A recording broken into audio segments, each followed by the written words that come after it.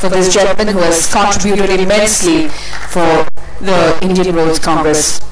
The co-chairman of this session is Dr. P.K. Jain, and he is the Chief Scientist and Advisor of CSIR, Central Road Research Institute. He is the coordinator of SCSIRM, Tech and PhD program. He is a member of H6, H2 and Rural Road Committee of IRC, besides member of Accreditation Committee. He is a member of STAC Pune Municipal Corporation. He is a member of PCD 61 and 62 of BIS. He is the author of 200 technical papers, and he has drafted IRC and BIS standards and codes. May I request our co-chairman, Dr. P.K. Jain, to kindly come onto the dais and take a seat. It is our pleasure and privilege to have these two gentlemen on here with us, the chairman and the co-chairman. And we would now like to felicitate our chairman and co-chairman, and I request Sri Ranjit Goswami, SE, National Highway Department, PWD, Government of Assam, to first felicitate our chairman, Dr. S. Gangopadhyay. Thank you, Dr. S. Gangopadhyay, for being here with us today. It is our privilege to have you in our midst in this very important panel discussion.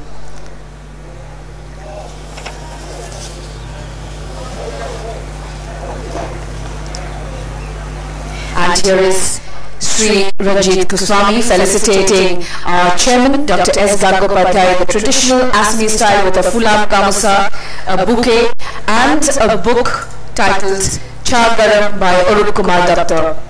And I would request Sri Ranjit Goswami to felicitate our co-chairman, Dr. P.K. Jain. It is our privilege, sir, to have you in our midst today.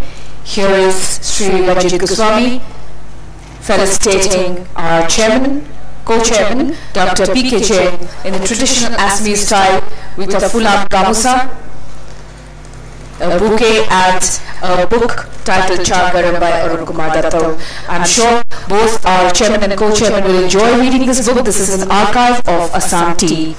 Thank you very much for being here with us, sir. And I would now like to request the authors, Sri Vinod Kumar, Sri P.S. Prasad, Dr. Lakshmi Parmeshwaran, Dr. J. Natarajan, Sri Lokeshwar Singh, and Dr. S. Velmurugan to kindly come onto the dais and take their seats.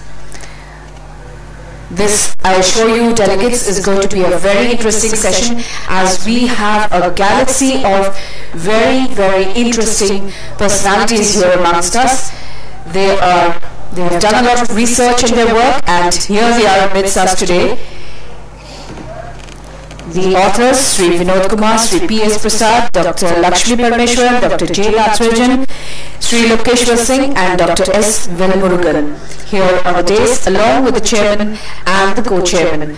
And I'm sure the chairman is going to tell you that there's going to be a question and answer session after this. But if you have any questions, please raise your hand and we'll have callers to go around to you. And now I hand over the session to our chairperson. Thank you, sir.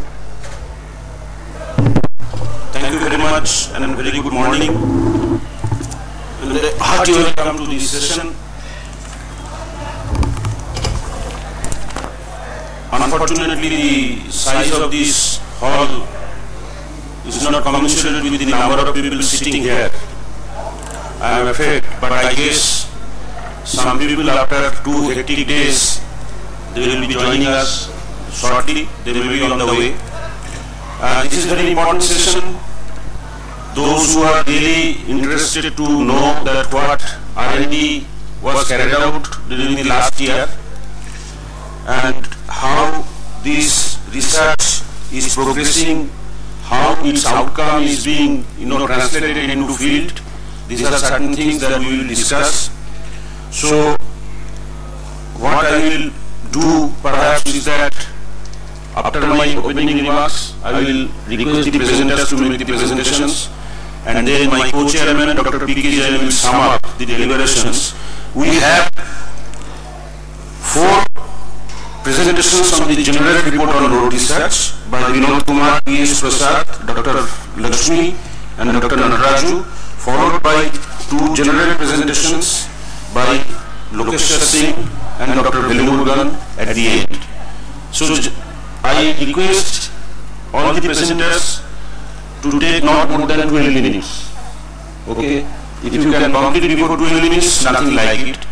And when we are at the 10th minute, I will give that okay, you have only 2 more minutes to go.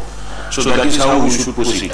So with that, I think it will be an interesting session, and we will all come to know what progress we have made, how far, in which direction we are progressing in terms of the R&D that we have carried out for the last year. So in this remark, I now request Vinod Kumar to make the presentation on the general report on road research in the areas of pavement engineering and paving materials.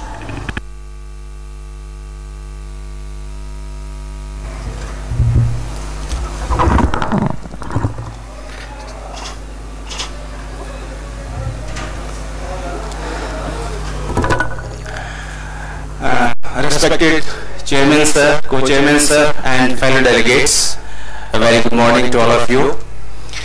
I am going to present the research projects which have been reported for the year 2012 and 13 for the area of pavement engineering and materials. It consists of flexible payments, rigid payments, payment evaluation and performance.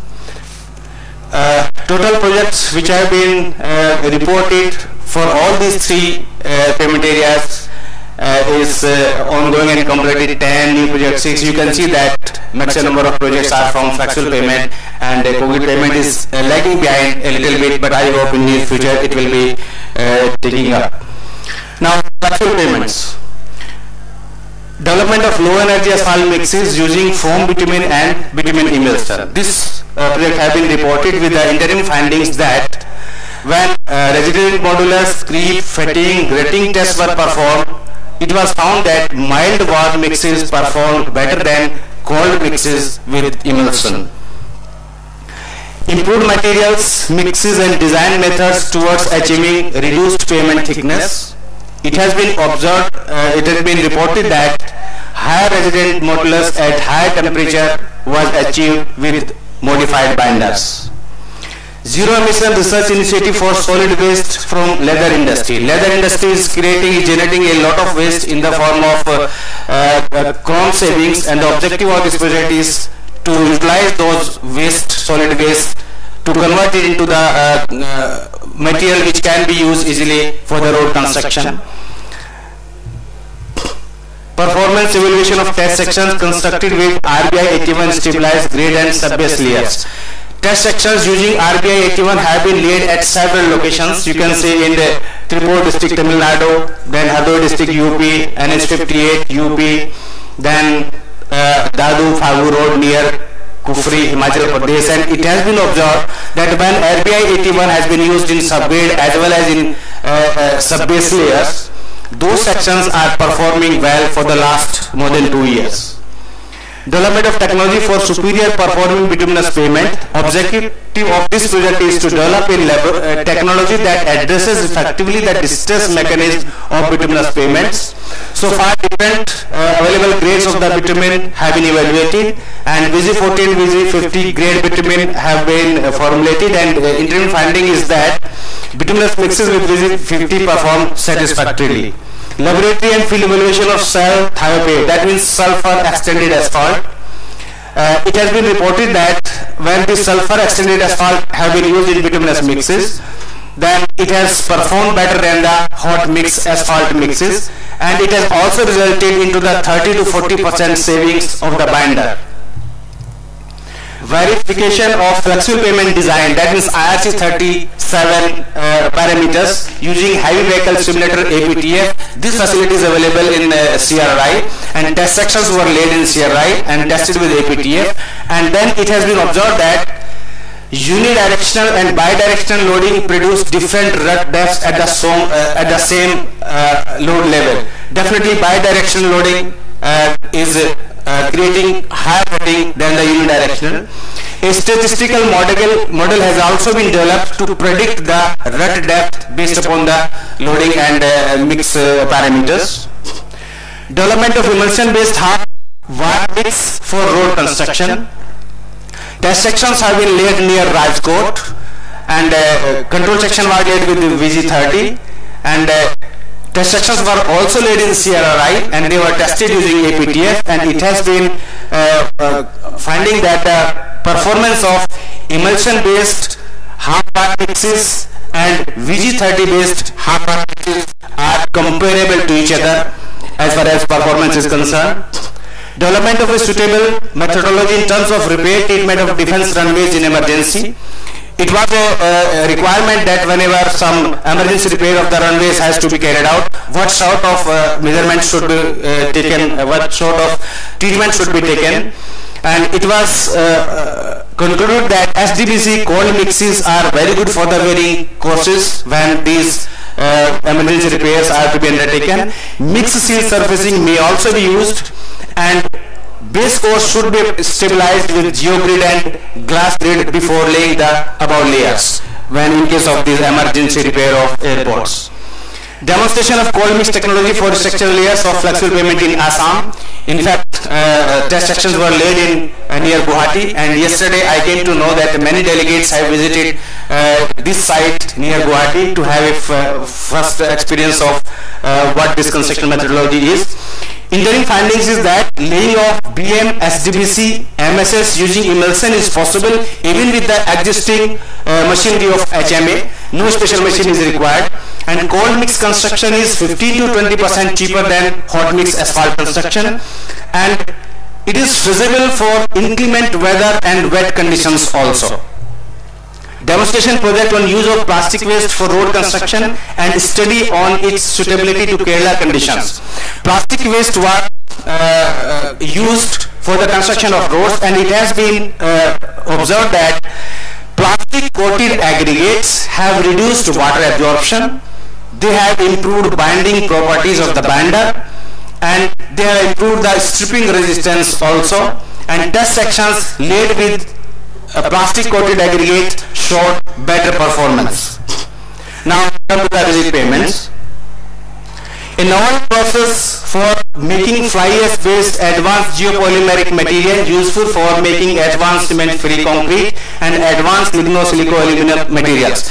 Objective of this project is to develop such cementing materials which do not require any type of curing and which can develop concrete strength at 7 days, which was to be achieved in 28 days, and it has been observed that fly ash and silica has rice husk based geopolymeric materials have been developed which are weather resistant, moldable, curing free, and then they can be made manually at site.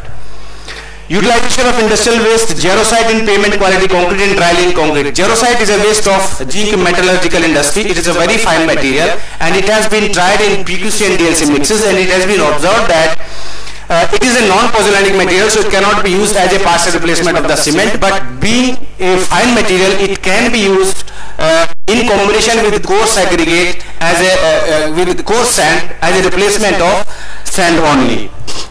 Utilization of RAP in sub-base layers under pavement quality concrete in Bangalore-Mysore Infrastructure Corridor project. Under this project, RAP has been used in the sub-base layers under PQC.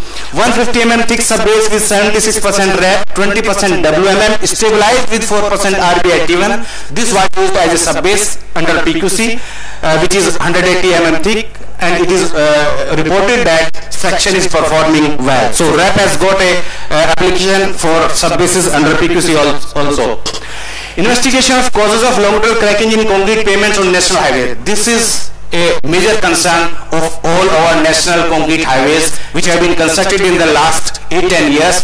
Most of them have developed longitudinal cracking, and this project have been undertaken to carry out the investigation why this cracking is happening in a premature manner.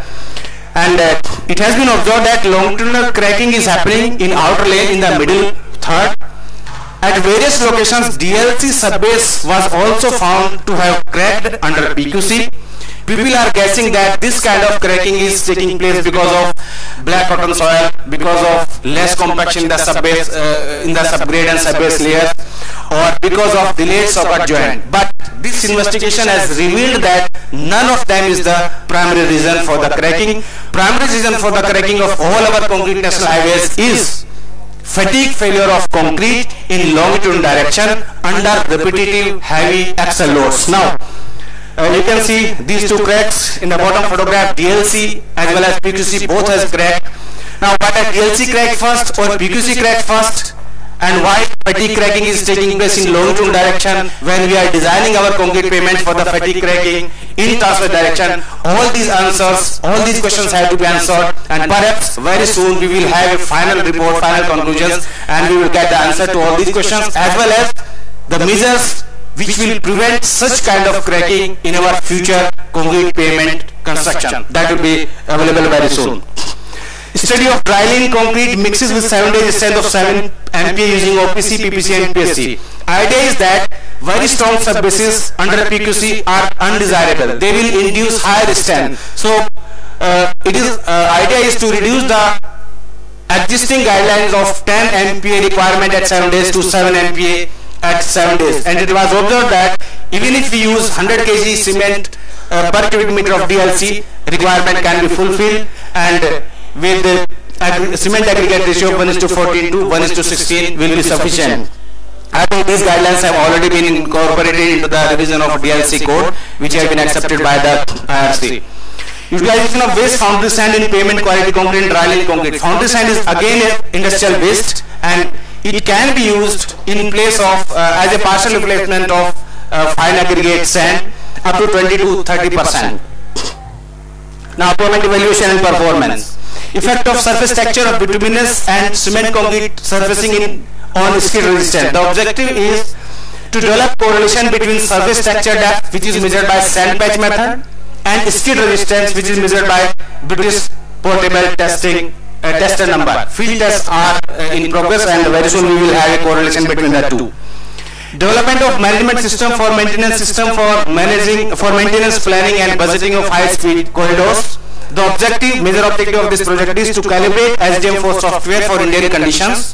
First and second series performance data of flexible pavement sections as well as rigid pavement sections have been completed. Calibration factors have been determined. Now the third and the last observation, based upon the third and the last observation, these calibration factors have to be validated. That is under process.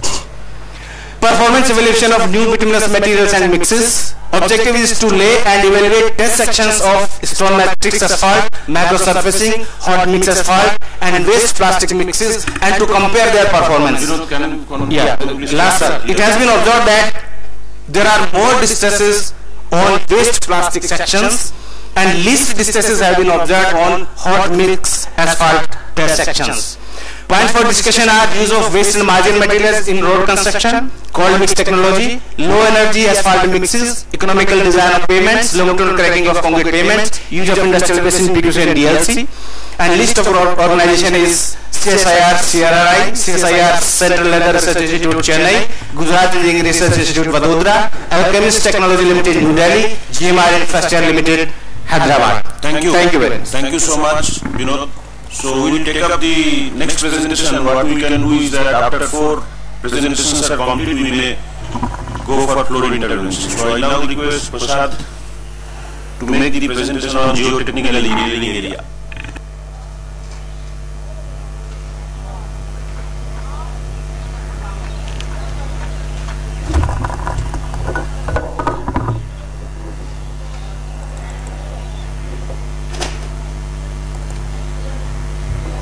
Respected Chairman, Co-Chairman, Delegates, good morning. The Chapter 2 deals with the geotechnical engineering area. The major areas covered under this chapter is ground improvement techniques, industrial waste, natural hazards and landslides.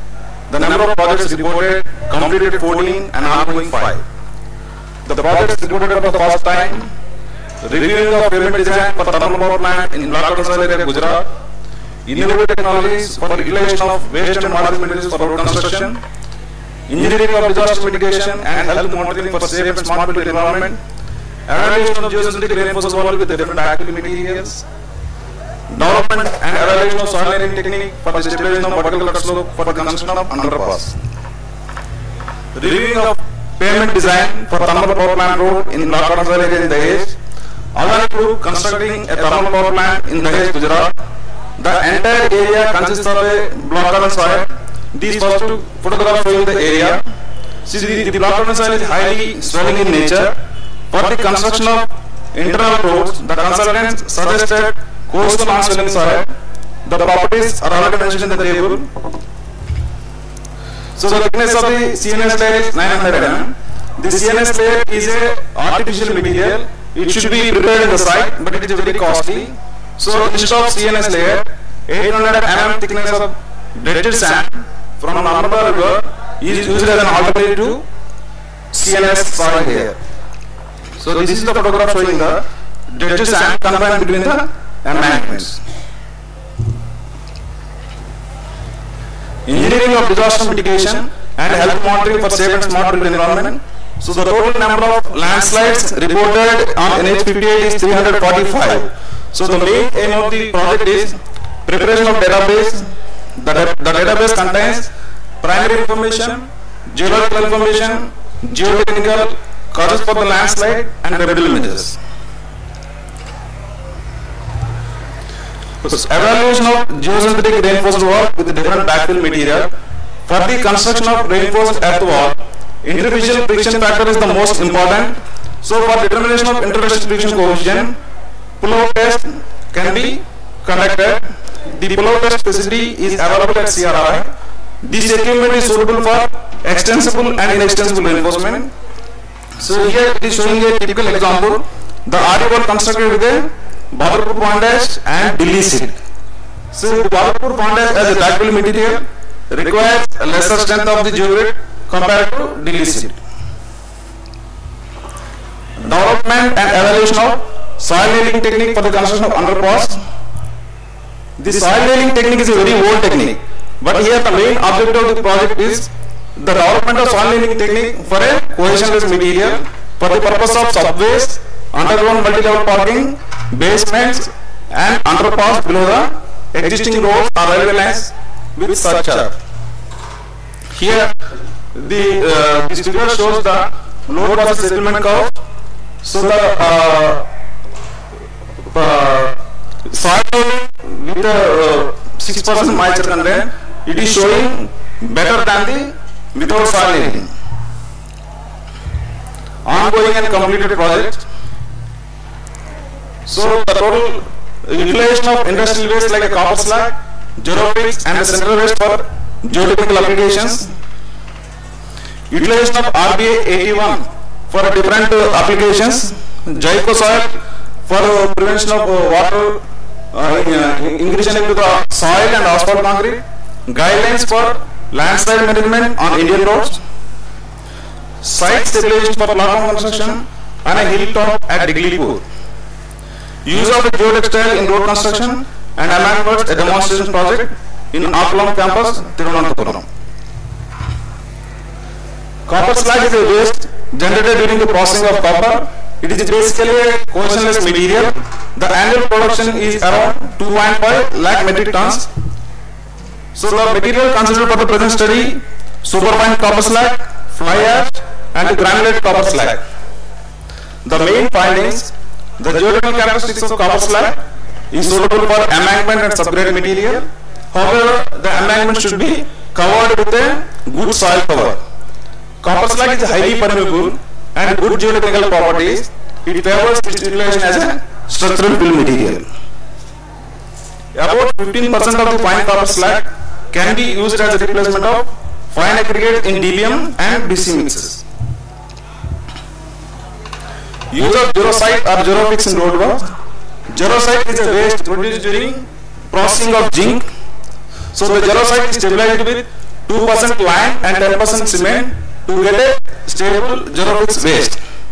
The annual production is around 5 lakh metric tons. This Geropix, it looks like a soil. The stability analysis of the embankment has been carried out and the test track laid at Chittorgarh, Rajasthan. The main findings: Geropix soil mixes and Geropix bottom ash mixes have the potential for the construction of road embankment. It is not suitable for a subgrade construction. Construction methodology is similar to conventional soil. Field performance observations of Geropix embankment indicated a good riding surface. Feasibility of central waste dump for building and road construction.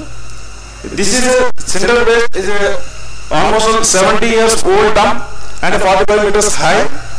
The dump is a mixture of 80% cinder plus 20% slag. So this is the very old dump. The materials considered for the study: cinder, slag and local soil. The main findings: cinder is a cohesionless, non-plastic, non-swelling material, and it is having very good geological characteristics.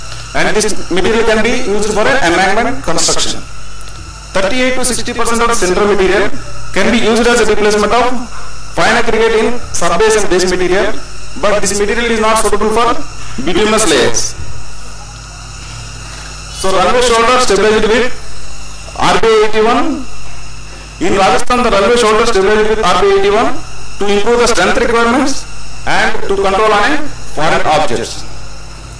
For a group housing society, on above the subgrade, 150 mm of the local soil stabilized with 3% RBI 81, and in Orissa, to improve the bearing capacity of subgrade and arrest the settlement on the stockpiles, 150 mm of the Mura was stabilized with 4% RBI 81. In Gujarat, Jayco soil nanotechnology multi-layer, waterproofing treatment of soil and asphalt road construction. The main conclusions: the locally available soil was stabilized successfully to satisfy the intended purposes. The state performed very well even under submergence. Use of geotextiles in road construction and environment was a demonstration project in Akalam campus, Thiruvananthapuram. The study findings: coil geotextiles offer a major solution for subgrade improvement and embankment slope protection. The study also shows that the coil geotextile laid embankment performed very well in terms of functional and structural evaluation. The condition survey along the road stretches with and without coil geotextile shows that the road pavement deteriorates severely in control stretch without the coil geotextile. Guidelines for a landslide management on Indian roads and highways.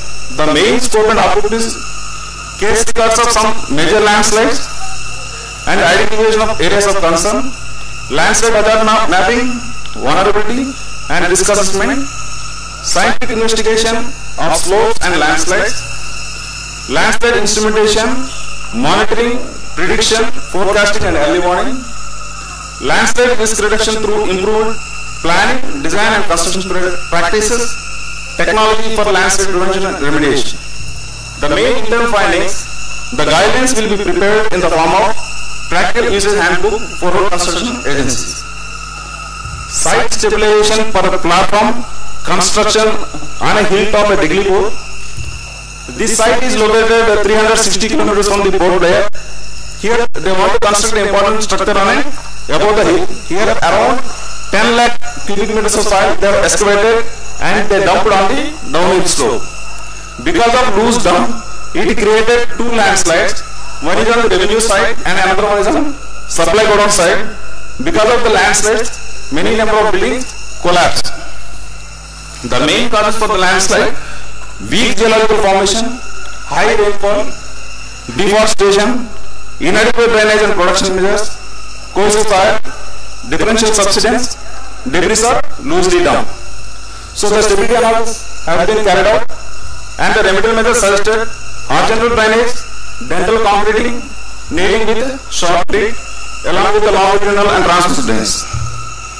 So the list of organizations: CSR, CRRI New Delhi, Alchemist House New Delhi, Gujarat Engineering Research Institute Vadodara, National Transportation Planning and Research Center Thiruvananthapuram. The points for the discussion: construction of road embankment in soft soil, flood prone areas, preparation of database on marginal materials for conserving good quality construction materials, use of alternative materials in place of coastal non-swelling soil for road construction in block bottom soil, efficacy of soil nailing technique in sandy soils. Thank you. Thank you, Prasad. So we now move to the bridge engineering area. The presenter is Dr. Lakshmi Parameswaran.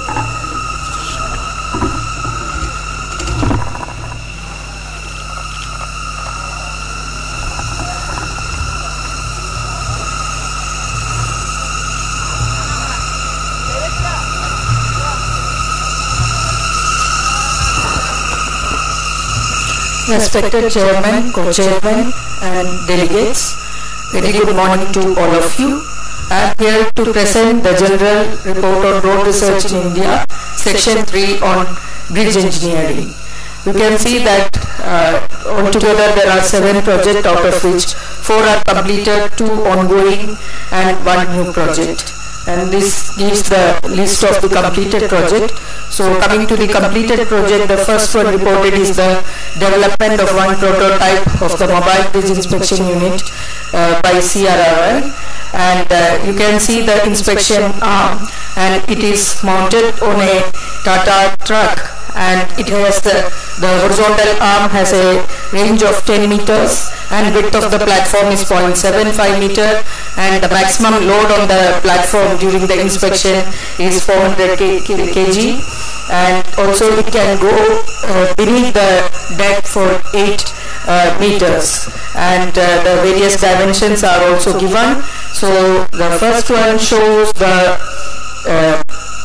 MBIU during the moving position, and the other shows how it will operate, that is the unfolding of the MBIU during the for the inspection. But it has some additional features. For example, 2 additional rear axles have been added for greater stability, pneumatic rear suspension system for ease in the inspection mode, and that will help in the MBIU parking also. Then dedicated power supply is provided by the DG set. Load cells have been installed to assess the stability, and also counterweights have been provided based on the analysis. Automatic alarming system and emergency cutoff system is also provided. There is a wind monitoring system, and the maximum speed during the operation has been limited to 12 meters per second, and PLC based twin control system. The next is the investigation for improvement of condition of road over Farata Bridge in West Bengal. This bridge is located in a strategic location, and you can see that this is a 109 span bridge, more than 1.8 kilometer long, and each of the span is 18 meter long, and it has 3 PSC girders, and it was provided with a cement concrete wearing code. And during the inspection, the various type of distresses were seen. You can see the deterioration of the road surface and also the jam expansion joints. So NDT test was conducted and also tried to understand the cause for the distress, and there were 2 options for the wearing course. One was the relaying of cement concrete course as per the existing design and to provide a bituminous bearing course. But if you have to provide a cement concrete wearing course, you have to wait for 28 days for the traffic to move on. So we suggested this stone metric asphalt for that purpose. And all the sliding expansion joint, they were in the jam condition, and it has been reported that it was to be replaced with strip seal expansion joint. So the various stages of installation procedure were also suggested. The third is the development of critical infrastructure information system in GIS environment for maintenance of bridges. And the objective of the project is to develop the various modules like inventory, inspection, load carrying capacity, evaluation, maintenance, strengthening, and budgeting for maintenance. And also when there are number of bridges on a road network, like which one to prioritize first for the maintenance. So the overall methodology is shown in this flow chart, and the inventory is done on a GIS platform. So you can see here the GIS map of Ghaziabad district with all the major bridges marked on it, and you can see if you click a particular bridge and its detail can be seen. For example, the photograph of the bridge has been shown here for your understanding, and then like the software looks like this. It has the various modules, and all the data which are collected for the inventorization and inspection, they are stored in the database, and it has been developed in an interactive mode, and also the report is generated for a particular bridge, and also the prioritization will be done for the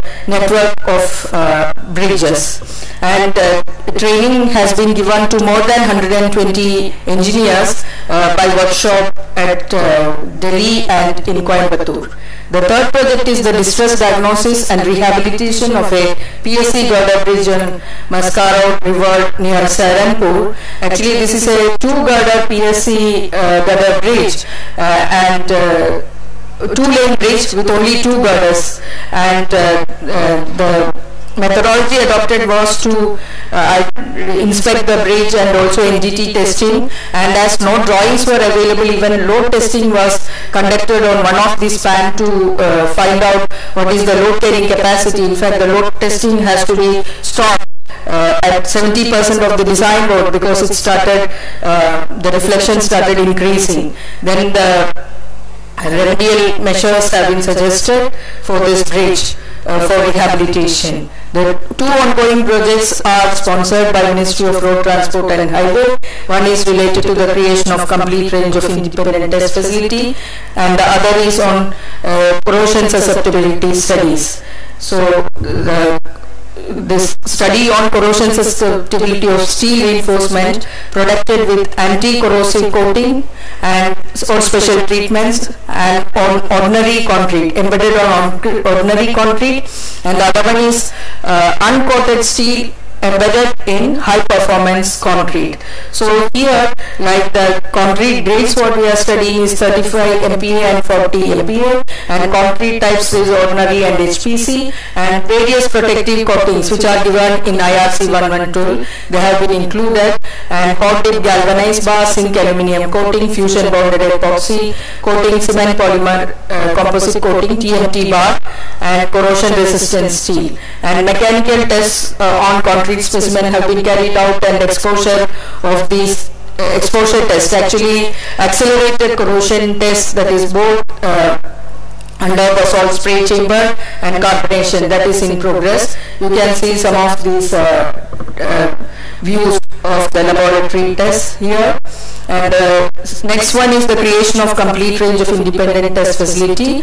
Under this project, the facility for characterization of properties of chloroprene and steel that have been created, and for the cyclic motion test, debris expulsion test, flow test, opening movement vibration test, bonding test, and fatigue test, the test rigs have been designed. Both functional design and detailed design have been completed, and we have requested Ministry to release the fund. So once it is there, the further work will be done.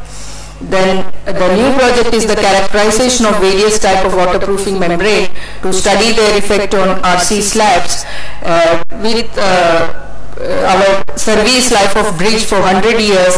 One method is additional method to enhance the durability is to provide the waterproofing membrane on the bridge deck so that the ingress of water can be stopped. So under this, the characterization of both APP and SBS membranes will be undertaken. So the first test facilities for characterization of unbonded and bonded membranes have been achieved so far. And salient points for discussion are measures to construct durable bridges, that is how to protect the reinforcement or using high performance concrete or waterproofing membranes or good quality expansion joints. Then bridge maintenance management system, under which like mobile bridge inspection unit for condition survey bridges for fast, safe and reliable inspection have been achieved. GIS based BMMS have been achieved, and repair and rehabilitation of concrete bridges where new materials like FRP techniques have been achieved. And only one organization has been reported, CSIR CRRI, New Delhi. And thank you very much for your kind attention. Thank you, madam. And now we move to the in the areas of traffic and transportation to be presented by Dr. Nataraju.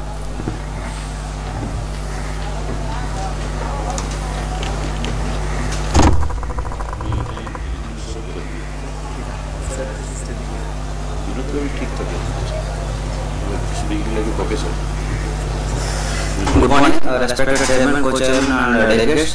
I'm going to sum up the general report on road research work in traffic and transportation area. The number of projects reported in 2012 and 13 are listed here. Under planning and management sub-area, there are 2 projects completed and 8 new projects are reported, and 2 academic institutions are involved. Under the sub-area safety and environment, 2 projects are completed, 12 projects are ongoing, and 10 new projects are reported, and total 5 institutions were involved. Coming to completed projects, 2 under the planning and management area, and the topics of the projects are development of multimodal level of service measures for urban roads of India. In this study, it was the level of service for pedestrians and pedestrian walking on footpath and carriageway in space sharing scenario was studied. The next one is traffic and transport studies for Port City. In this study, the geometric design of intersections and circulation plans were developed, and widening of existing roads and new links were developed in Port City, along with parking facilities, pedestrian facilities, commercial vehicle movement, traffic signals and traffic signage, and also improvement of existing public transportation network was proposed. Coming to the completed project in safety and environment area, there are 2 projects listed here. The first one is a variability in vehicle fuel consumption under controlled conditions. So in this project, the variability in steady speed fuel consumption was observed to be 8.2% and almost same for both petrol and diesel driven light duty vehicles. And speed is the dominant factor affecting the fuel consumption, and fuel consumption increases considerably at low speed. The next one is modification of bitumen and its emission characteristics. In this project, high concentration of emissions were found, and we suggested that there should be further studies to study the surroundings as well as the health aspects of the workers of the hot mix plant emissions. Coming to the ongoing projects, there are 12 numbers listed under safety and environment area. The titles of the projects are development and construction period safety audit for different sections are there listed here. 6 laning of indoor Dewa section of NS3 in the safety in the state of Madhya Pradesh, widening of Panvel Indapur section of NS17 in the state of Maharashtra, 4 laning of Dioli section of NS76 on Kota bypass, 4 laning of Ludhiana Talwandi section of NS95, 6 laning of Bhubaneswar Chandipur section of NS5, 4 laning of Rimoli Roxy Rajagunda section of NS215, 4 laning of Bhubaneswar Puri section of NS203. And coming to the summary of some of the observations found in the construction zone audit were improper barricading in work zone area by providing gunny bags, presence of unprotected edge drop, sometimes which left during the construction of few lane, one lane is construction is happening and the other lane is happening after 3 or 4 days. Absence of proper nighttime visibility at construction zones, absence of warning signs and reflectors at curves, hazardous parking of trucks and on the outer lane of the road, poor traffic management near the access points and at construction zones, placement of unprotected construction materials on the berm, absence of pavement markings at least at critical locations during construction period, absence of proper signages in the work zone area along the project stage. The remaining titles of the projects are analysis of driver behavior and crash characteristics during adverse weather conditions. In this study, it was suggested that accident can be reduced if the driver is given prior information about the adverse weather conditions. The next one is the development of most economical design standards for anti-glare screen barrier. Results are yet to report. And the next one is a road safety audit of Vadodara, Padra, Jambusur road. In this study, the black spots were identified and the remedial measures were suggested. The next one is a study of benzene and VOCs in different corridors of Delhi. So in this study, high levels of VOCs are found on the study locations and suggested that government should intervene to control the high levels of VOCs on the study locations. The next one is a study on vehicle kilometers traveled, fuel consumption, emissions related to heavy duty passenger and goods vehicles in India. In this study, the vehicle kilometers are traveled by HGV vehicles are estimated along with fuel consumption, and also the other objective is to prepare policy guidelines for the HGVs for the year 2015, 20 and 30. Now coming to the new projects reported under planning and management sub-area, there are 8 projects listed here. The topics of the titles are development and application of sustainable transport system, SUSTRAS, development of Indian Highway Capacity Manual, INDO-SCM, evaluation of economic loss due to idling of vehicles at signalized intersection and mitigation measures, LSIM, gravity model calibration, user distribution,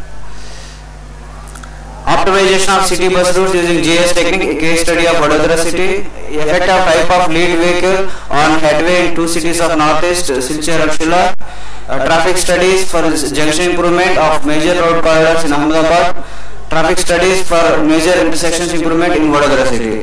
Coming to the details of the few projects under SUSTRAS, the objectives are to design to develop sustainable integrated mass transport system and sustainable NMT system applying appropriate ITS technology, and to design and development of indigenous car driving simulator, and to design to develop sustainable roads through innovative technology for utilization of waste marginal materials, improve design methods, materials, and to reduce pavement thickness, long lasting pavement. Actually this project has 2 different modules, transportation module and pavement module, but it is reported here, so that is why the objectives are listed here. And the next one is development of Indian Highway Capacity Manual. The principal goal of the study is to study the nationwide characteristics of road traffic and to bring out a manual for determining the roadway capacity and level of service for varying types of intercity roads and urban roads separately, including intersections, coupled with assessment of pedestrian needs on the relevant type of roads. The next one is LSIM. The main objectives are quantification of fuel loss due to idling of motorized vehicles at signalized intersections covering metropolitan cities, to propose mitigation measures and estimate the benefits over a period of time, and estimation of emission and energy due to fuel loss during idling for various categories of vehicles, development of models between fuel loss and emission for Indian urban traffic conditions. Coming to new projects listed under safety and environment, there are 10 projects listed here. The titles of the topics are road safety audit and suggesting improvement on central verge of Noida, Greater Noida Expressway, wherein various safety problems are identified and remedial measures are suggested, and the implementation is going on.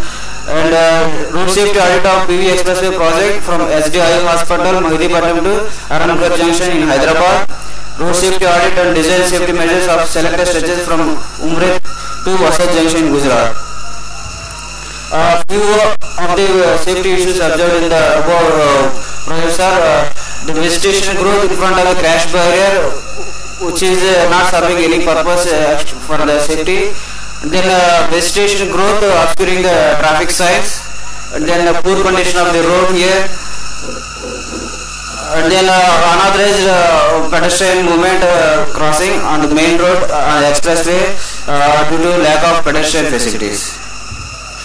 The remaining titles of the projects are road safety audit study on Vadodara Salvi Road, road safety audit study on Vadodara Thapori Road, performance assessment and product behavior observation of crash tested road safety barrier, and installation of crash tested road safety barrier. These 2 projects emphasize the crash tested road safety barriers only should be used on the ground, and recommended that only these should be implemented on the ground, and also emphasize that there is a need for the standards of the road safety materials. The next one is study of driver scoping behavior under high stress and workload situation.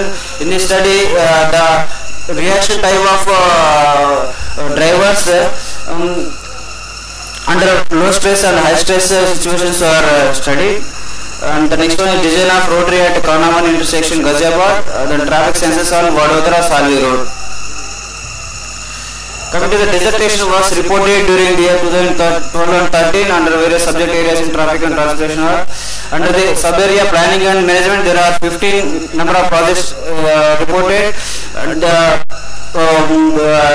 topics includes mode choice analysis, transport modeling, highway management, logistics, accessibility assessment using GIS, public transportation assessment, traffic assignment. Under the sub-area traffic engineering and management, there are 60 number of projects listed, and the topics includes geometric assessment, level of service for signal intersections, saturated flow modeling, travel time prediction, congestion modeling, traffic management, influence of pedestrian, signal coordination, modeling of urban intersections, estimation of dynamic PCUs, and impact of timer at signal intersection. Under the traffic, under sub-area traffic safety and accident analysis, there are 3 projects listed, and the topics include safety evaluation of intersection and accident protection at urban mid-blocks. Under the sub-area energy and environment, there are 2 projects listed, and the topics includes carbon footprint assessment and analysis of vehicular emissions. The salient points for discussion: development of advanced public transport information system using ITS, which is being already deployed in a few cities like Mysore, Bangalore and Delhi, but the evaluation is yet to come so as to prepare proper policy guidelines to further implement in further cities. And development of indigenous car driving simulator, estimation of carbon footprint, which is very much required for all the projects nowadays. And development of indoor highway capacity manual, which is a long dreaming project for all highway planners and engineers. And development of a model between fuel loss and emission. The reporting organization CSR, CRI, Birla Viశ్వకర్మ Mahavidyalaya, under the safety and environment CRI, CRAFTS, JRI, Birla Viశ్వకర్మ Mahavidyalaya and Cosmos. And the reporting organizer of the dissertation was NIT Calicut, College of Engineering Trivandrum, CSR, CRI, IIT Delhi, Anna University and Mar Atharans College of Engineering Kottayam. Thank you. Thank you, Nataraju. So before we move to the, now this ends the presentations on the general report on road research.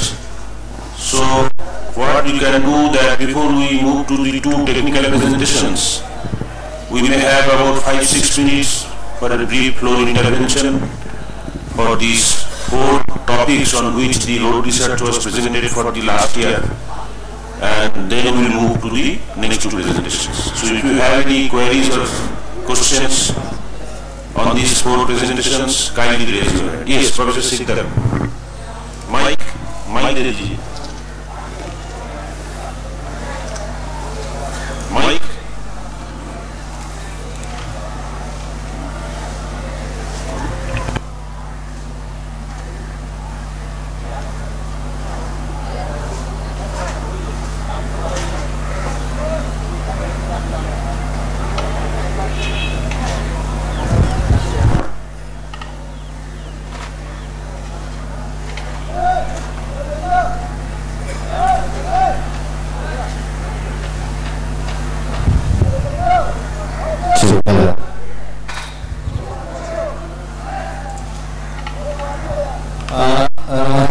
Thank you, Chairman. I have some suggestions, not exactly a question to this.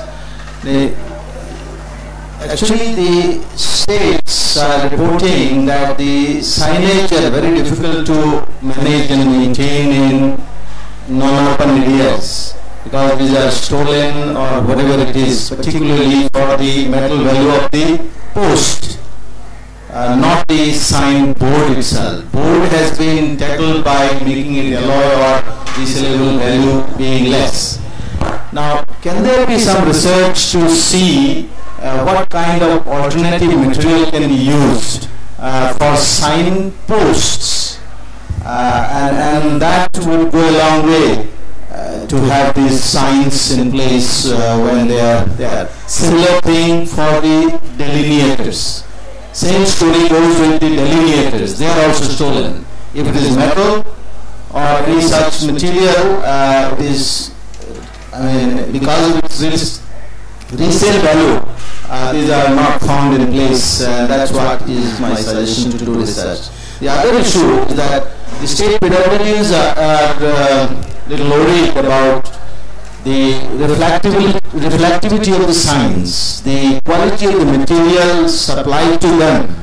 They believe these are not up to the mark.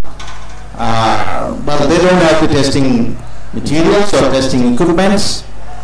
So therefore, they think that very soon the signs which are given to them by the supplier, they lose the reflectivity. But there are interesting equipments for both the signs as well as pavement marking reflectivity to be checked. Even the exhibition also shows a couple of them interestingly. So why not the states adopt some of those equipments? So this is again, maybe the cost is preventing. Is there any possibility of making cheaper equipments? That's what my suggestion. Thank you, Professor Sikdar.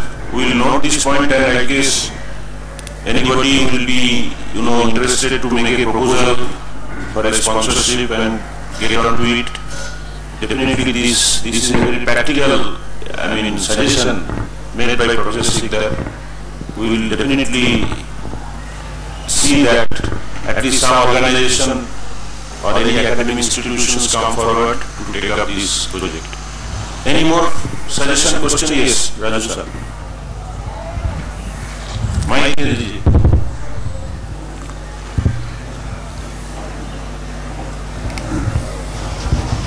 Sir, my point is pertaining to the evaluation of SDBC and MSS. There was a mention in one of the slides that SDBC is performing better, but unfortunately the MOST already Road Transport and Highways, not MOST, has already removed the SDBC from the specification book. So we can no more adopt SDBC in our DPRs or estimates or this thing. But as far as MSS is concerned, though now the present about his channel specifications booklet says it is 20 mm. Previously they used to say it is ranging from 12 mm to 40 mm. So by curtailing it to 20 mm, it is not synchronizing with the tolerance limits of WMM or WBM. So WMM annually laid has got tolerance limits of plus or minus 8 mm.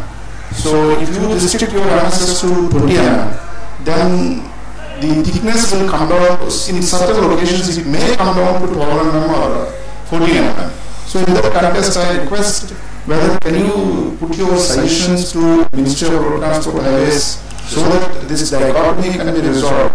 We are not against SDBC, now we are for MSS.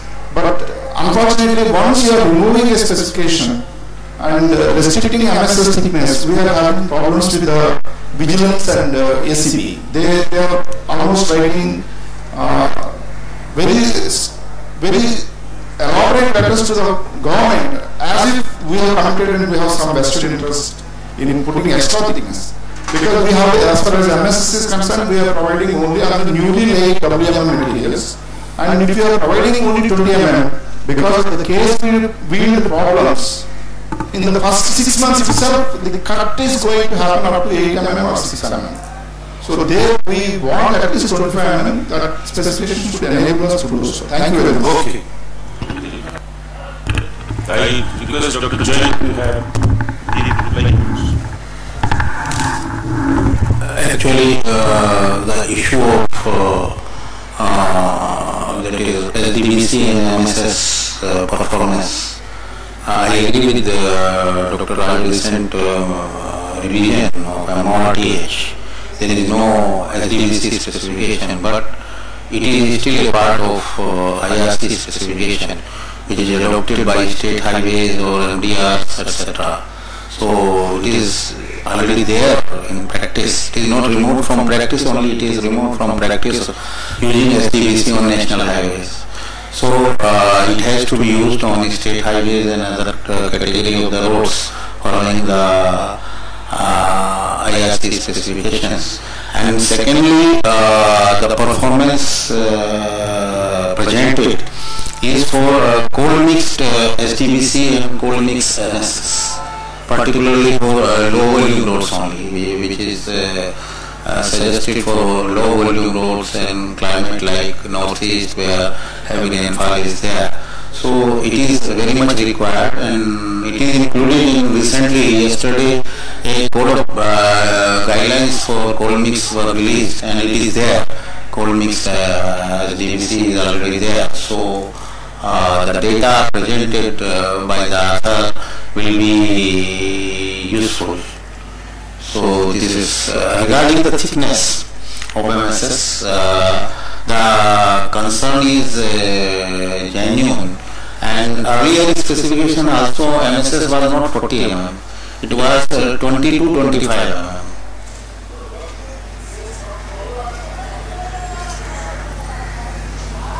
I am not able to hear.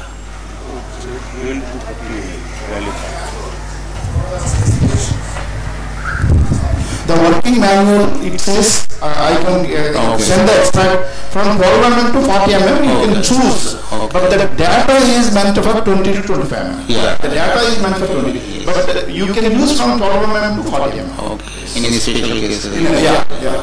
No, it is not desirable to use MSS less than 20. It should not be used. Okay, thank you. Mr. Pataria, you had some...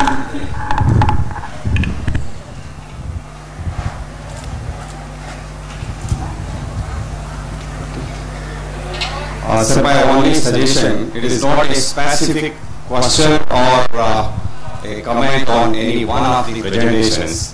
My only suggestion is that a lot of work is being done in these different institutions by undergraduate, postgraduate, and even the research students. Most of the things remain as a thesis or as a report. My only request to all these people working in different areas is to come out with their research reports, approach any one of the organization, go for performance evaluation as well, maybe by a subsequent batch, may not be by the same batch. Whatever research is being done, it is absolutely at a right level. Only thing is we perhaps somewhere lagging in the field application. So our ministries are also eager to take up that kind of project, but the field implementation level somewhere we are lagging. So I thought of taking a chance and putting it before the community that we in the ministry are also supporting this kind of the research and taking it to the field level so that the public finally is benefited in this. Thank you. Thank you, Dr. Pataria. I think this is just a minute. This is an excellent suggestion, but I think the institutions which are involved in R&D, they will take note of this. But at least I can tell about CRRI that we only take up those projects which are got practical utility and which has got societal benefit. Otherwise, we don't take up any project for the sake of taking up any project. But of course, the other institutions, they will also do something.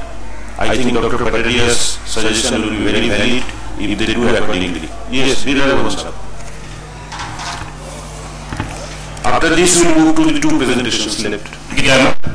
So I just want some clarification regarding the presentation made, maybe not immediately, subsequently. There was a mention about a VG50 grade of bitumen in one of the works reported. I am not aware of any specification for VG50. I don't know what specification, who manufactures VG50. VG40 itself is difficult. I don't know where to get VG50.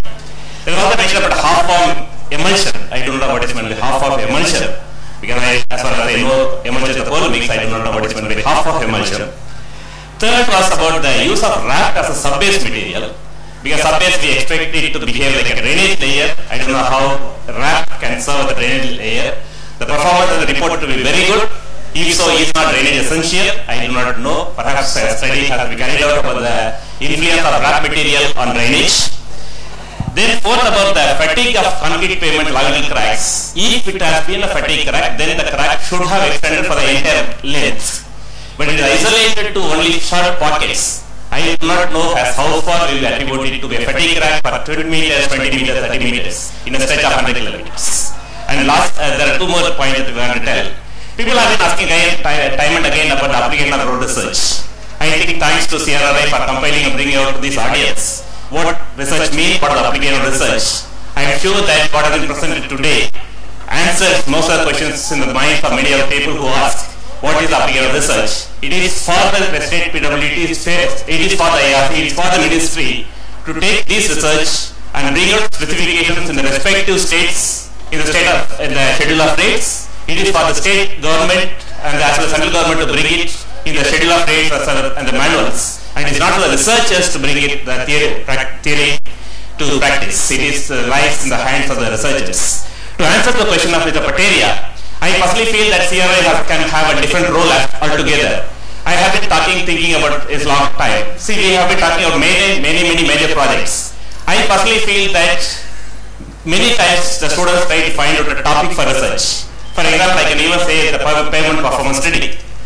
We can divide the country into different regions, different climatic conditions, different traffic conditions. We can network all the academic institutions in CRRI and then have a coordinated research program. At the end of the year, maybe end of 2 years, end of 3 years, we will have excellent database on payment performance. Similarly, even for highway capacity manual, we have enough institutions. We can divide the country into different institutions. CRRI can take a nodal role and then guide every institution so that at the end of the year, when we present the general report on road research, we will have a document which need not be supported by anybody, we can be supported ourselves. We will be able to bring out a valuable research which I feel that will be more worthwhile to do. Thank you.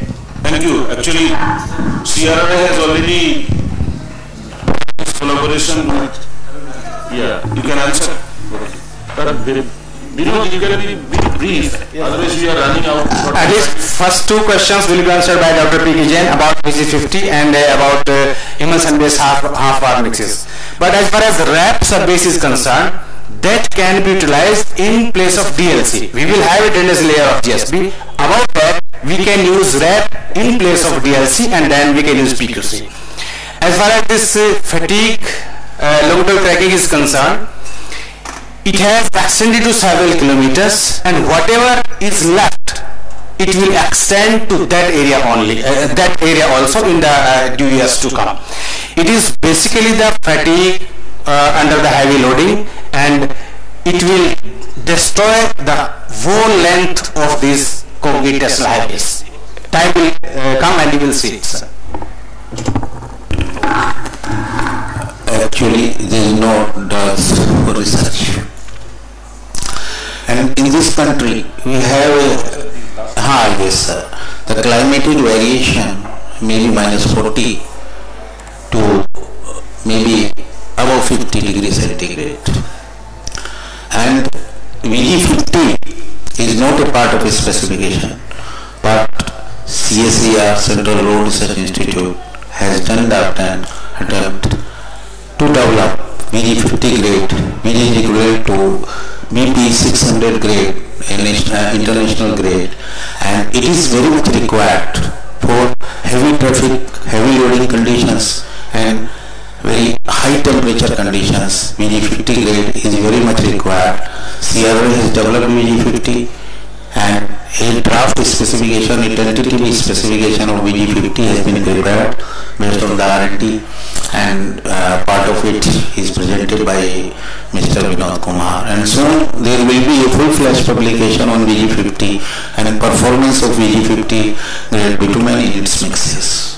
So as far as the emulsion-based half-bar mixes are concerned, the need of the country is not only half-bar mixes of emulsion-based. Professor Pandey presented a paper in last IRC session on half-bar mixes, where the compaction is done at 85 degrees centigrade. And successfully CRRI near Rajkot has conducted the complete field studies, and a test section has been laid in CRRI campus for monitoring by accelerated payment testing facility very successfully. And now we are in the process, almost we have completed that research, the mild bar mixes, when the bituminous mix shall be compacted at 50 degree. That is the requirement of the country in cold climate areas where the mix cool down easily, and there 50 degree mild bar mix will work better, and the properties of mild bar mix are also much better than the cold mix. So we have to move from cold mix to mild bar mix. Thank you. Actually, the last suggestion made by Professor B. Raghavan, I think it is a matter of discussion and debate. Lot of discussions are going on that how we should take out the outcome of any R&D activity to the field or to the society. What is the desire that society, desire of society in which direction? And I think about that sort of a collaborative idea or networking, I think CRRI has already done this, doing this highway capacity manual study. No, see, Professor Birraghavan, you cannot expect CRRI to do so many, we are depleting in our strength, we cannot recruit now scientists.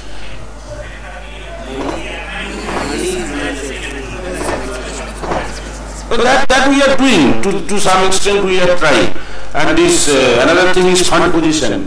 We have got only 50% during this 12 5-year plan period and we are not going to get any money till 2015 March. So this is the situation.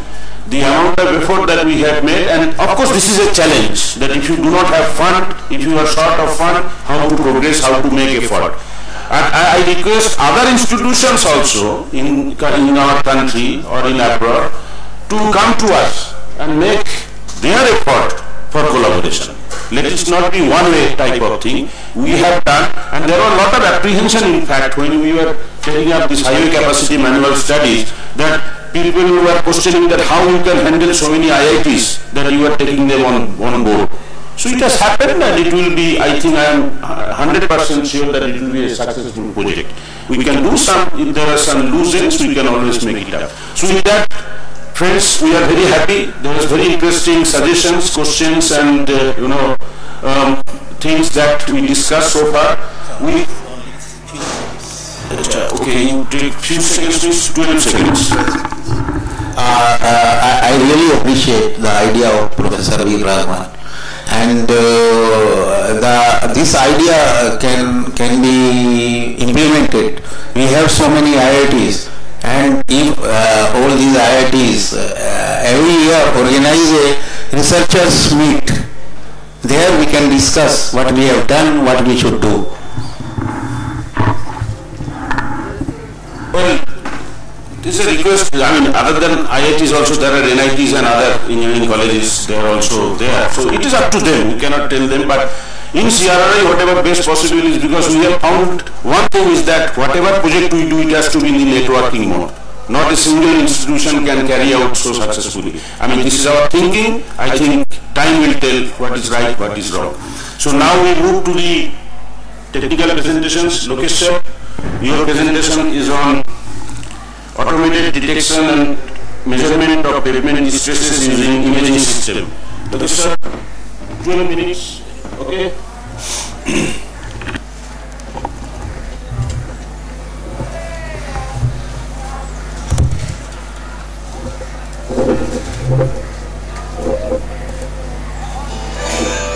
Young, enthusiastic scientist in our institute, I think recently finished his PhD also. Am I right? From IIT Delhi.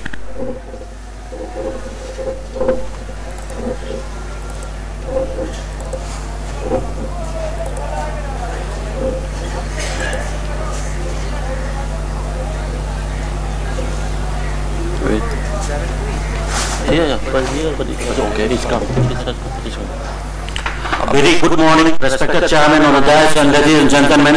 At the outset of my presentation, I would like to thank people of Assam, Indian World Congress and Director CRI for giving me this opportunity. My presentation, automated detection and measurement of pavement distress using imaging systems. In one of the MRT project, GIS-based development highway information system, we imported ARB network certificate from Australia for data collections. However, in the data collections vehicle, there was no any automated road video processing toolkit, which makes that from that I got the motivation that I should do a research area where I can develop a road video processing software for automated detection, measurement, and assessments as per the MRTC guidelines or IRC guidelines. As we all know that assessment of pavement distress is essential to develop repair and maintenance strategy. This may include homogeneous identification of the pavement surfaces, and prediction of the future performance using some other toolkit, using like HTML or for quality checking of the work done by the contractors, and there may be many practice. In current practice, this data assessment is a true visual data collections, which has been almost automated in India also, and the processing of the collected data, which is still manual. The manual processing of visual data is expensive and time consuming and slow down the road maintenance management. So this is the present and efficient robust software for automated assessment of pothole cracks and patches from Indian payment video clips collected in real life conditions. I just wanted to summary of the state of practice for digital data collection. Normally three processes are there. One is the manual, another is the sensor, and the third one is the imaging. Managing techniques, as we all know, are based on the visual observing distress and then recording the data on paper. And its plus point is it has higher accuracy and psychological confidence. If we measure using the accurate data logger or a measuring text, it's a negative or limitation is it has very low speed and minimum safety and the disturbances in the traffic. Whereas the sensor based technique uses accelerometer, ultrasonic or laser sensor, here I mean point lasers, to measure the deformations. And its strength so far is suitable for routing and rock profiles to the reported world scientific literature, and the limitations include its lack accuracy and reliability for crack and pothole and patch. Now the third, which has been commonly practiced around the globe, is the imaging technique, which captures road surface images either discretely or continuously, then analyze the images to report about the surface distance.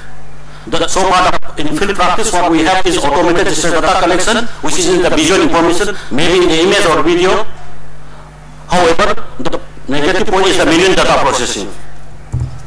Existing some of the example of the existing imaging based system, one around from the Fugot area, which include the voice cracks, which claim that they have the automated detects the cracks and the measures can be reported. However, I don't find that it may be suitable for Indian conditions, since Indian conditions, as far as the distance is concerned, have different distinct features from those distances available in the developed countries like USA and Australia. And one is the rock crack from the CSIRO, Australia, where the cameras are fitted beneath the skirt of the chassis of the vehicle, and they have to claim to be the first one which got the certification from the ITA, Australia. However, they have some limitations still. And one is the digital highway data vehicle from Dynasys, where Professor K.C. Wang has developed and transferred the technology to the Dynasys. However, they use a 3D store vision technique. However, the computation time and other things could not be served the purpose we have. So, apart from this, in India we have imported two from the Australian road system. One is Romdas, maybe there may be another, some other purpose, but I could not find in the documented literature. But this Romdas LCMS use laser crack measurement system, Innoprimitive has developed it. And however, in Indian cases, I could not find that any automated detection of cracks can be done or not. But for all, it is cannot be done till now. And for LRB also same, it has a semi-automated toolkit which cannot be automated detection of and analysis of distress. It's just our practice for visual data processing. For visual data processing, whether image or the video data collected from the road can be done in the three ways. One way is the manual, where we use normally an image player, computer or pen or image or Adobe Photoshop, where we have to analyze frame by frame. The positive side of it has higher reliability and accuracy, since human vision is incorporated or intervention of human is more. However, it has the negative point because it has very low speed, takes 120 seconds per frame analysis. The semi-automated like the NSP toolkit use the pre-designed dating forms. However, frame extraction and the other things can be done, but classification and detections cannot be done using the software. And the negative point is a lower accuracy due to the bounding box technique they have used, and the low speed, it takes around 60 to 150 seconds per frame analysis. Now automated using this in this mode of processing, one use the dedicated, very dedicated distress recognition software that is capable of recognizing and quantifying the distresses automatically, such as white crack, raw crack, LCMS, the laser measuring system from Enipometrics. Its balance point is higher speed, and so far is applicable only for cracks and rutting and high force on engine joint, and reliability and accuracy can be assured at the current time for engine conditions. For video data collection so far we have done in India, we have done so far using a network survey beacon, multi-functional network survey beacon. In this type of video collection or data collection, we have to calibrate this modules, and we have to connect it using their proprietary items, which costs more than 3 crores. Now, as a part of my PhD at IIT Delhi, which I have submitted in 2002, I have developed a software, robust software, and the algorithm has been tested for their robustness and efficiency, and this can be applied to a low-cost, sustainable approach of bar, where normally using a passenger bar, I fix some camera. This may be a webcam or digital camera or a smartphone having GPS, or this may be again fixed to a pump indicator, which we have been using from since 1990s. And yes, though it is for the configuration, we have to do a simple mathematics. After one, the software will do, the algorithm will do as it all.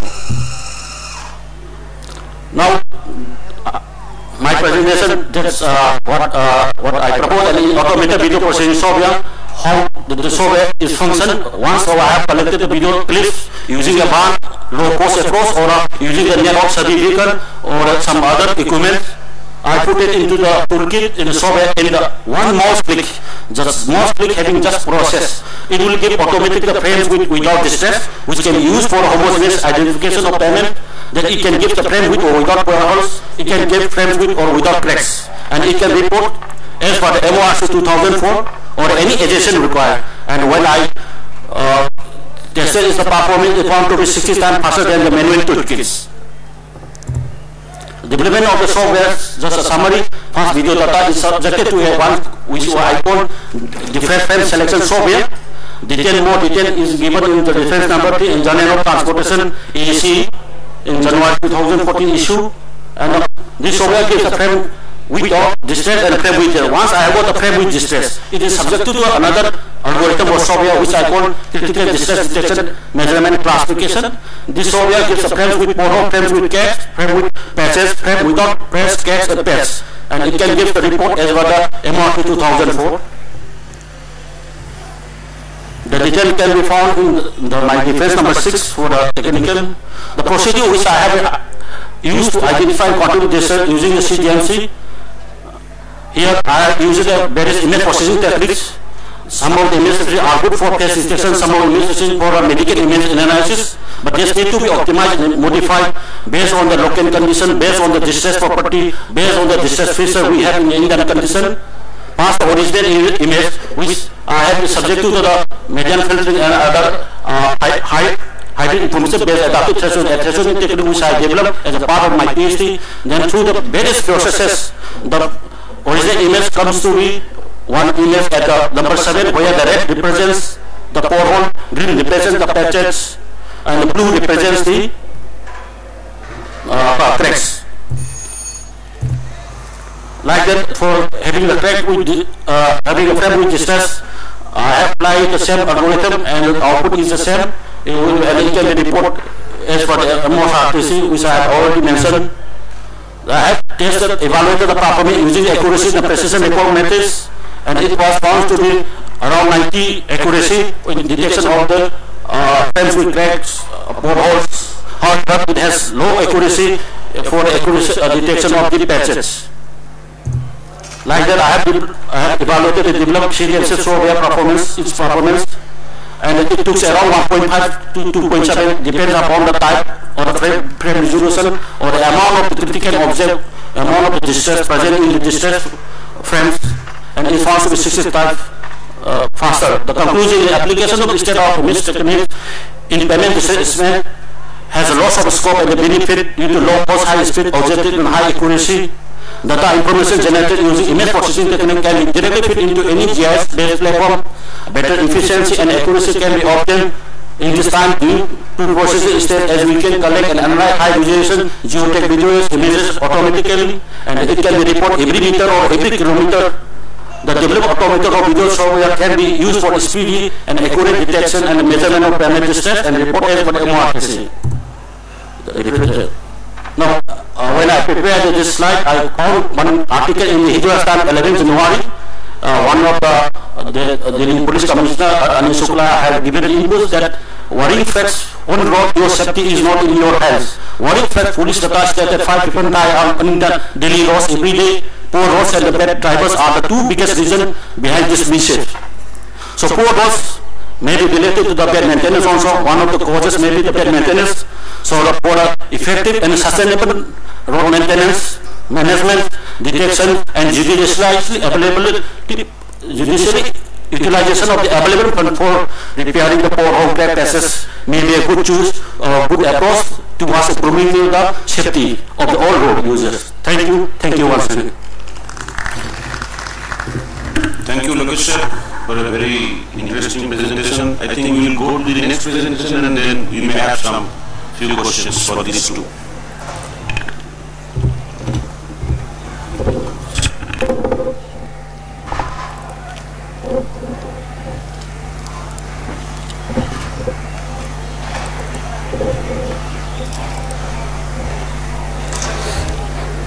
Thank you, Chairman and Co-Chairman and my fellow delegates.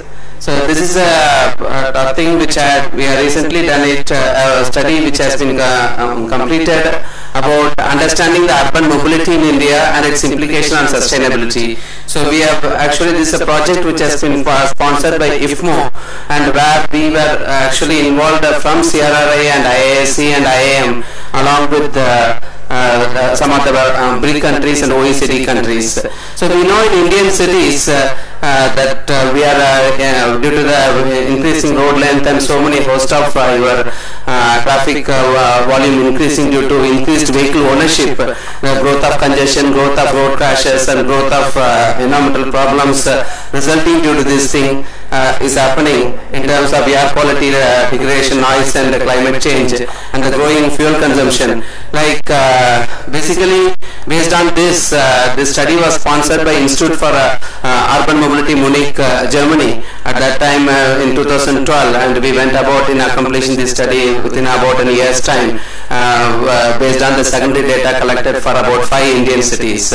So I'll be just going with trying to understand based on the historic mobility of the how it has actually gone about and what methodology we try to adopt for this with the future projection of mobility, and trying to understand how the historic trends are there in terms of the future mobility trends is likely to go up considering the BRIC countries versus the OECD countries. That is, OECD we have taken in this case Germany and USA and also Australia. For BRIC countries, as you know, actually Brazil, Russia and India and China.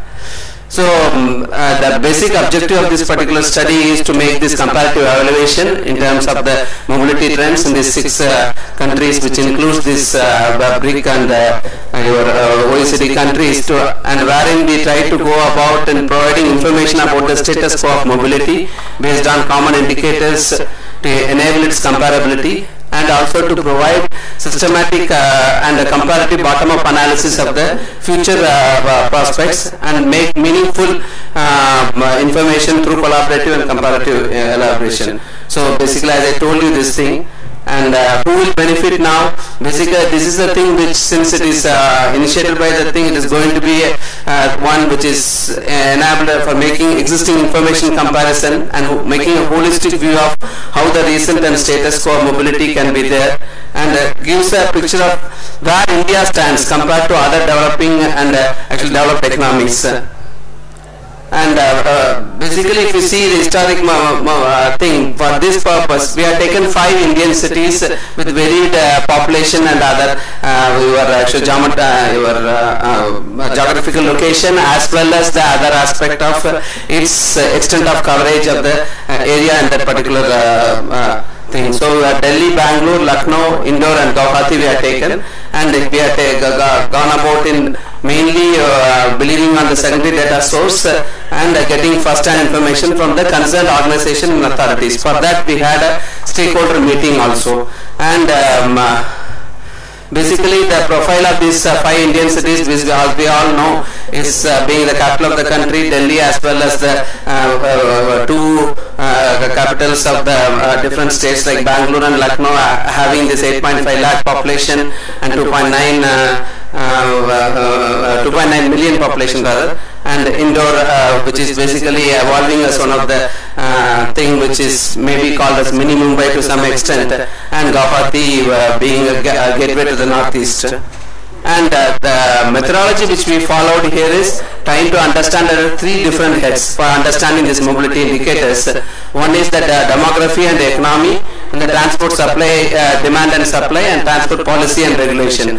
Under these headings, we went about in actually understanding the various parameters, comparison parameters, so that we can try to see the vehicle kilometers and the passenger kilometers traveled in terms of public transit and passenger cars, and the vehicle ownership levels and the cost of it, and the infrastructure which is provided in such cities, and the number of registered vehicles, and similarly the transport policy and regulations in terms of regulation for policy, parking and other aspects are entry restriction to the cities, and what of cost of other parking and other host of features.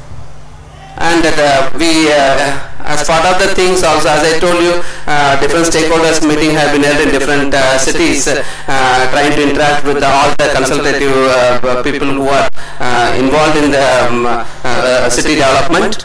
And basically, if you see here, like the population trend, if you are trying to, as we all know it, we are seeing the population growth much higher in the last 2 decades of all the 5 cities, if you compare it with more developed economies like New York and Los Angeles.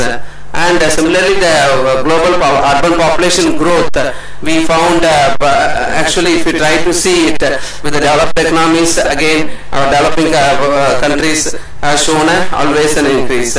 So if you see the demographics and economic of the 5 major cities, really it shows that the workforce participation is showing some sort of an increase, and that if you see the persons per square kilometer also, depending upon the size of the city, we are seeing this kind of trend. Whereas the per capita GDP, we try to compare it for these 5 cities when we utilized it, and the slum like we try to understand what is the formal versus informal housing, that kind of information which we went about in utilizing it, and trying to understand what are the percentage of people who are living in normal housing versus the reported thing in slum area. So the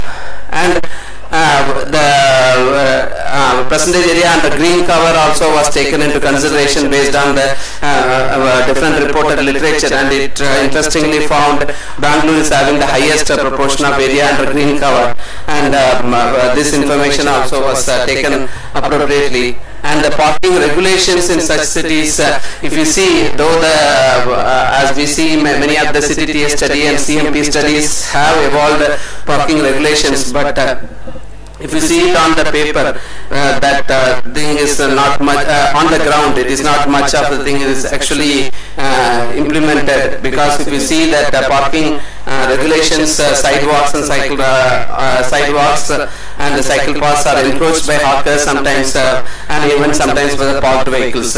So this is the, in spite of that, these are the actually regulated information of percentage streets utilized for parking as per the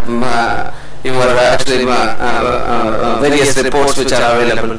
And we also went about in collecting this ex-showroom price, excluding taxes and the registration point, just to understand for smaller vehicles like your standard Maruti car and bigger vehicle and the Honda Activa in the case of two-wheelers. So that information was actually made for comparison purpose, and also vehicle registration cost for new vehicles was also taken into consideration, how much it is varying from city to city depending upon the local state taxes norms and provision.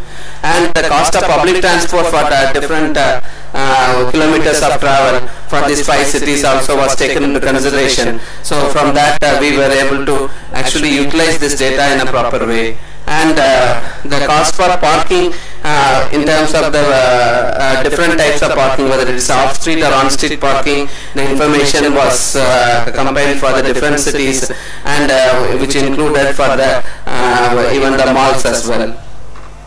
And these are the total road network available from the comparing with the Indian perspective and the 5 cities, and road length per 1 million population also was taken from those cities. And these are the, and also other things, as we know, most of our commute in terms of motorized vehicle is made by arterial and subarterial roads.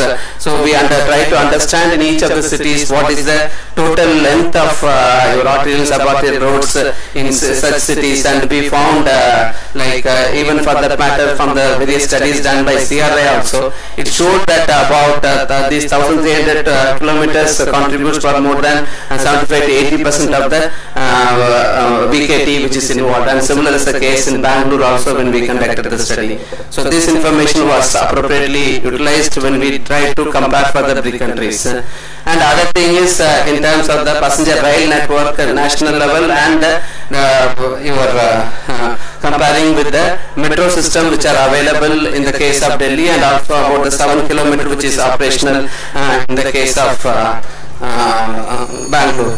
So this information has been utilized, and the annual vehicle kilometer by various public transit modes also we try to compare it for this purpose, and we try to understand what is the total length like that. And in terms of the other things like public bike sharing things are not available in many of our Indian cities, because we see it though actually we have not implemented in many of the things in terms of bike sharing or anything, bicycle sharing or anything. So though we see it in some of our BRT system for on the paper it is there but not implemented. And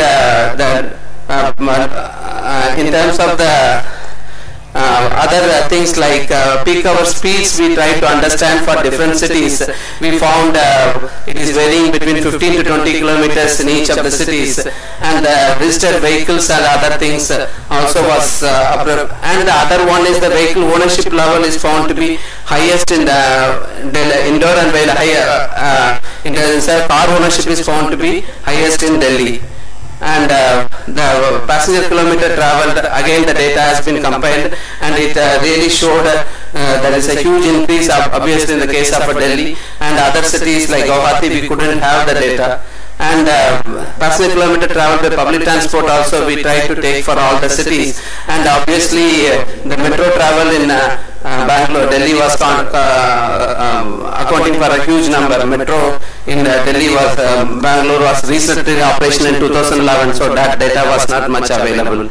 And we try to utilize the other fatality data also to understand what is the thing. And conclusion on past trends and status quo is cities have had high growth in population due to urbanization, and public transport and NMT together constitute for major trips, and the cost of transit is much lower compared to the cities around the world, but due to the high economic disparity found in Indian cities, even the low cost is not affordable to the high proportion of the population in the cities.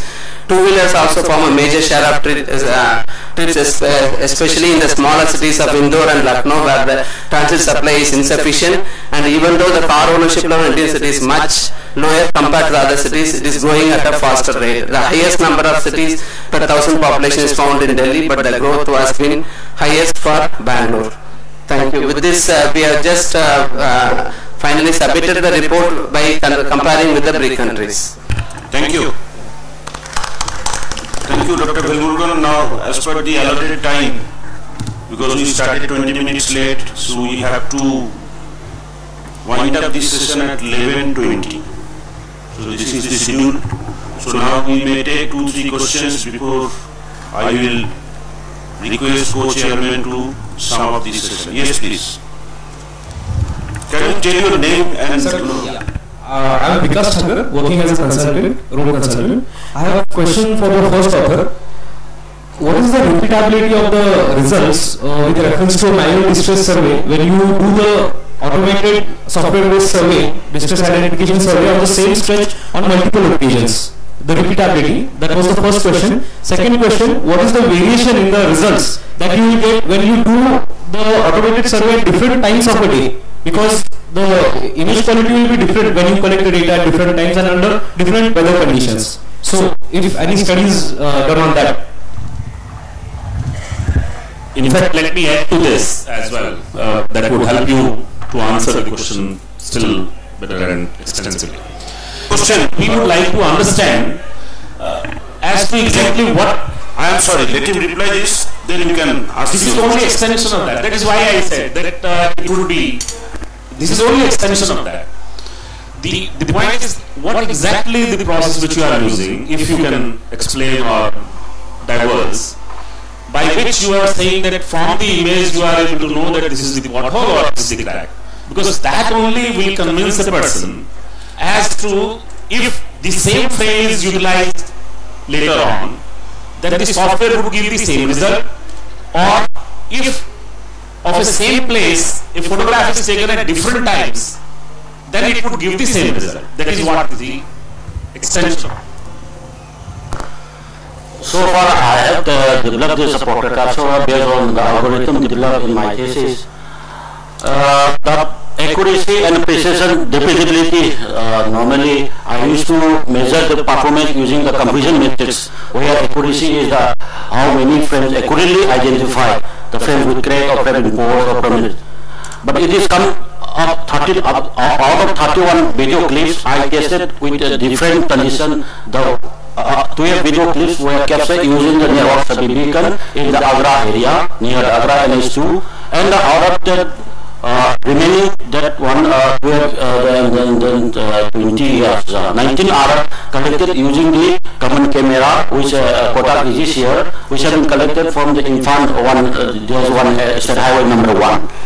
So the main heart of this whole algorithm is heuristically I have developed a heuristically derived decision logic based on the distress found on the Indian conditions. Which is the main heart of this one, because every pothole, every crack or a passage has 3 distinctive vision parameters. The vision property, which I used to call it, one is that the dimension, which I used to take as the width, and the third one is the vision texture, which is I used to take image texture that can be measured using we call standard deviation of the picture intensity from an image. The third one is the circularity. This is a dimensionless shape factor, which is very useful for deciding for making differentiation from the pothole from crack from the patch. So this set of 3 collective set of these 3 visual properties pertaining to the potholes are different from the pertaining to the patch, and pertaining to the patch are different from the pertaining to cracks. They are unique and different. Based on this, the software has been developed. This is the main heart of the algorithm. Regarding the accuracy and the precision or repeatability, I just want to say that yes, I have the tested video clips are under a different condition. However, I didn't capture it in the morning, I should say, or I didn't capture it during the rainy time. I capture it in the day and night in the local nomen daylight conditions. So far I haven't tested in the dark or in or other, because this can be all improved by having one LED lighting system. Yeah, just fix it in the bumper of the car or somewhere. Now it is 24 DC excited, they can do it all. This can be all improved with but the robustness and the accuracy has been tested and evaluated using the scientific method, accuracy and the precision record metrics which we have in the computer vision or some pattern recognitions in this subjects in this area. Thank you, Lokesh sir. I think this is a starting, so it can be extended under various conditions and various scenarios. So I think if you have any questions from the other side, or then we can request Professor Jain to sum it up. Is there any questions or suggestions? Okay, none. Therefore, I thank all of you. I thank especially the presenters here, although they are very known face to me. They are all my colleagues sitting either left side or my right side. So special thanks to all of you. And I must thank the audience and especially some of the members present here to give very practical suggestions and advice how to progress in the right direction. And with that, I formally conclude this session before we request Dr. Jain to sum it up, and then we will conclude formally. Bye.